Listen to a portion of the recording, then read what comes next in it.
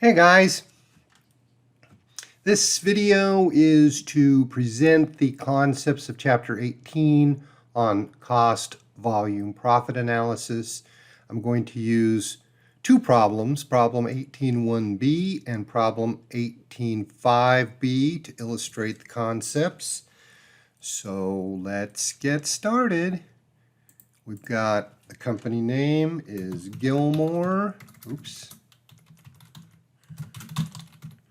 And this is going to be a contribution margin income statement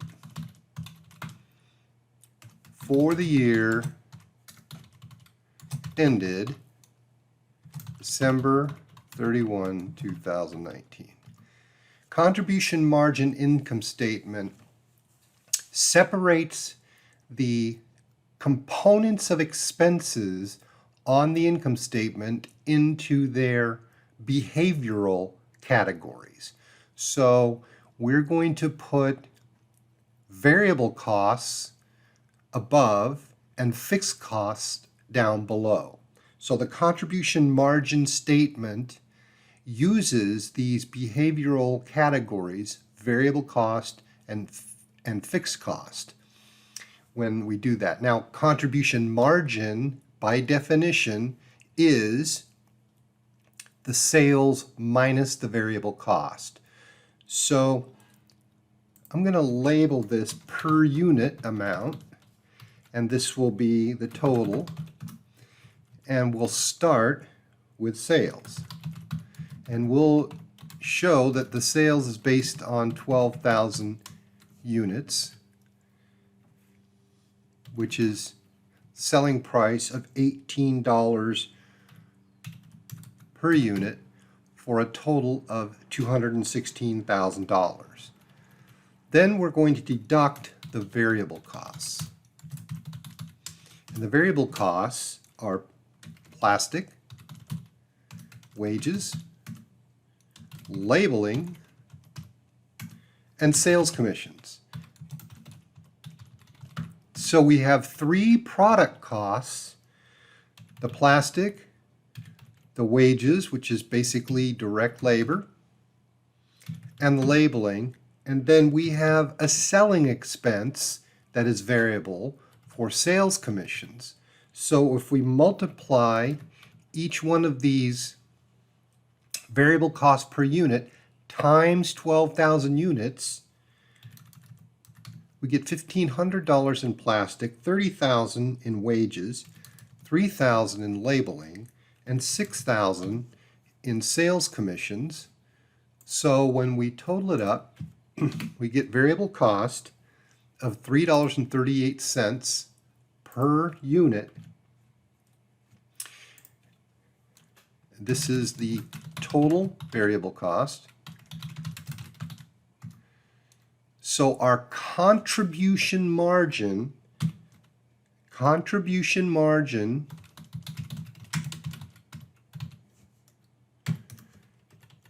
is the selling price minus the variable cost.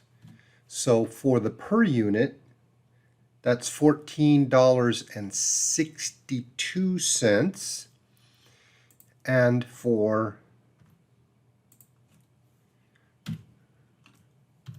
the total, it's $175,500. So over here, I'm going to calculate the contribution margin ratio by taking the contribution margin and dividing it by the selling price. And I'm going to convert that to a percent, and that's 81.3%. Contribution margin divided by the selling price.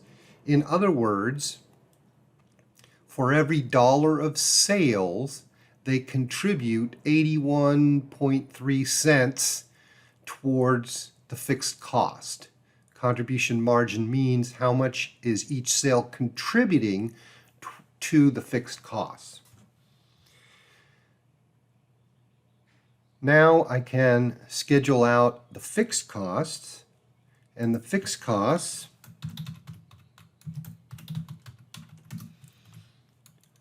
are the factory rent. I'm going to just pause the video and put these fixed costs in, and I'll be right back. So I've put these in right out of the book, and you'll notice that some of these are product cost, factory overhead, the rent, the cleaning, the depreciation, and some of these things are selling expenses. The equipment lease, the system salaries, and the administrative salaries. Well, they're selling and administrative. So some might be selling, some might be administrative. Anyway, the point is these are fixed costs, and so we show them down below contribution margin. So now we can take operating income by subtracting the fixed costs from the contribution margin. We can then calculate income tax expense based on a 25% tax rate.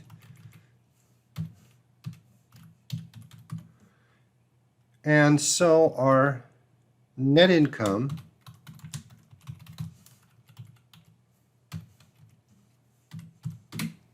is 6135. 6135. This income statement is going to have the same income as our regular income statement. If using the word regular, the income statements that we've presented in the past were based on gross profit. So gross profit would be sales minus product cost or cost of goods sold. So we would include the plastic, wages, and labeling, the factory rent, factory cleaning, and machinery and depreciation up above. But what we've done is we have recast this income statement into its variable and fixed components, and we call it the contribution margin income statement. So here we can now calculate the break-even point. The break-even point is going to be the fixed cost divided by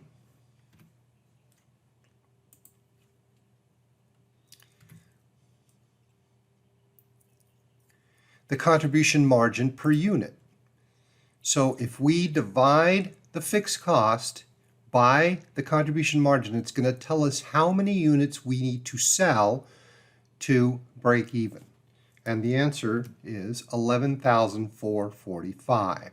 11,445 units means that if we sell that many units, our net income will be zero. That's the break-even point. Fixed cost divided by contribution margin per unit. Then, if we multiply that times the selling price, selling $18 a unit, that gives us $206,000. It's probably a little bit of a rounding issue. But what it also tells us is that if we need to sell 11,445 to break even, and we're currently selling 12,000 units, our margin of safety is 555 units. In other words, we're selling 555 units more than our break-even point, which means our margin of safety in sales, if we multiply the 555 times the selling price, is roughly $10,000. That means that we're selling $10,000 more than our break-even point. And our sales at 12,000 units is $216,000. Our break-even sales is $206,000, and there's the $10,000 margin of safety.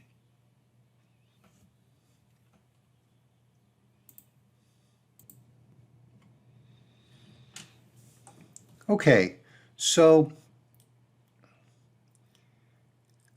Just to review quickly, our contribution margin is the sales or selling price minus the variable cost. That tells us how much per unit or in total we are contributing towards the fixed cost. The break-even point is our fixed cost divided by the contribution margin. And if we multiply that, that's the break-even point in units. If we multiply the break-even point in units times the selling price, we get our break-even point in sales. And then comparing that to what we're currently selling gives us our margin of safety. So our margin of safety is 555 units, and the margin of safety in sales is $10,000. There might be a slight rounding issue here, but don't worry about that. So expanding that, let's move on to problem 18-5b, where we're going to take a company, prepare this contribution margin income statement. This is the STAM company, and they have two products. So we're comparing two different products in this case. Our product BB, which is $800,000 in sales, and TT, which is also $800,000 in sales. But our variable cost for product BB is $560,000, and for TT is $100,000. So you can see that the contribution margin for BB is much lower than the contribution margin for product TT. However, product BB has a much lower fixed cost than TT, so the income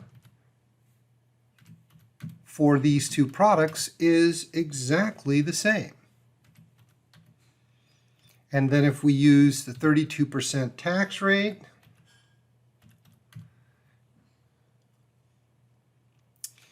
we'll get the net income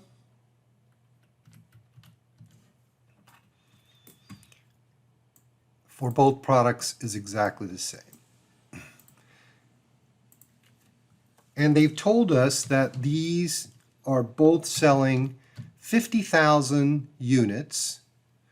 So if we divide the sales by the number of units, we'll get the selling price, which is $16. If we divide the variable cost by the number of units,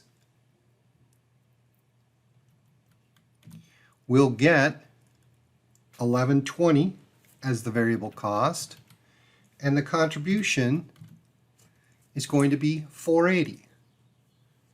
So I'll pause the video, calculate the selling price, variable cost, and contribution margin for product TT.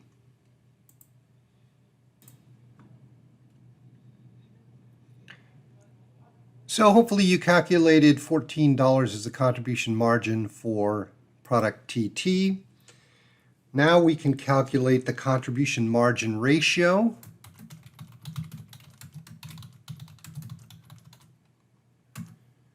The break even in units, and the break even in sales. By first dividing contribution margin by the selling price, and then we'll change it to a percent. It's 30%. The break even is the total fixed cost divided by the unit contribution margin, which is 20,833. We'll get rid of the fractions. And if we multiply the break-even in units times the selling price, we'll get the break-even in sales, which is 333,000. And I'm going to put a box around this So pause the video and calculate contribution margin ratio, break even in sales, and break even in units for product TT.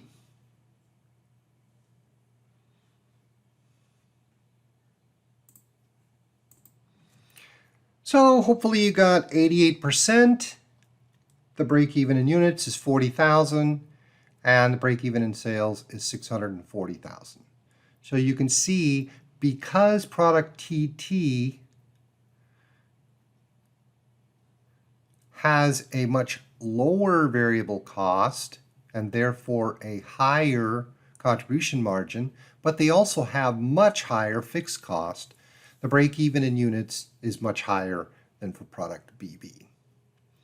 Now what they've asked us to do is prepare the same income statement. This is a contribution margin income statement if the company sold 33,000 units.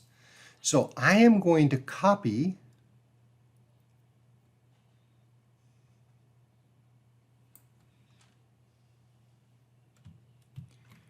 and paste my income statement, and then we'll make the necessary changes so that we can do the analysis at 33,000 units. So if I take, and what I'm going to do is I'm going to copy and paste these as text, or as values I should say, so that when I put in 33,000 units here, 33,000 units here, then I can multiply the units times the selling price, the units times the selling price, and then the variable cost is going to be the units times the variable cost per unit.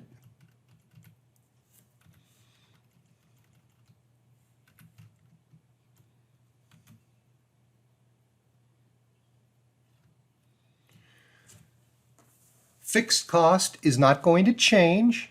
It's fixed.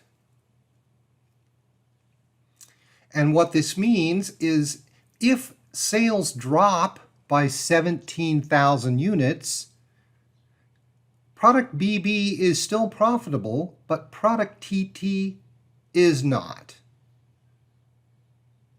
Because for product TT, it's below the break-even point. But product BB is still way above the break-even point.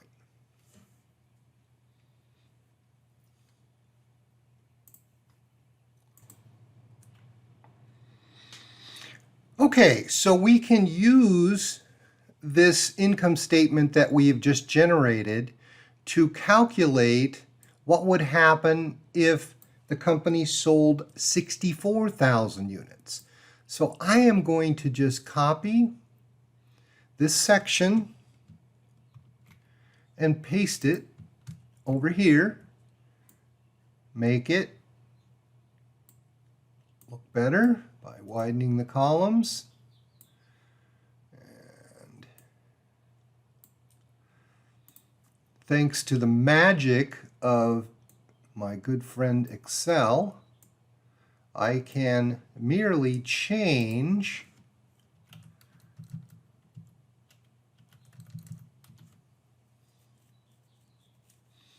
the number of units sold, and my income statement changes automatically. Now, keep in mind, the selling price did not change, the variable cost per unit did not change, the fixed cost did not change. The only thing that changed from the first income statement to the second income statement to the third income statement is the number of units we sold. The number of units we sold initially, and this is what's given to you in the book, is 50,000 units. The number of units sold in the middle scenario was 33,000, and in the third scenario is 64,000. Now, look what happened. TT's net income skyrocketed because now they're way over the break-even point of 40,000 units, and because their contribution margin is so much higher, once they cover the fixed cost, they're going to make a lot more money. This is what we call operating leverage. Operating leverage. Because product TT has a much higher contribution margin ratio, it's 88% versus 30%, they have operating leverage. And what that really means is that if sales drop, product TT suffers. If sales increase, product TT benefits greatly.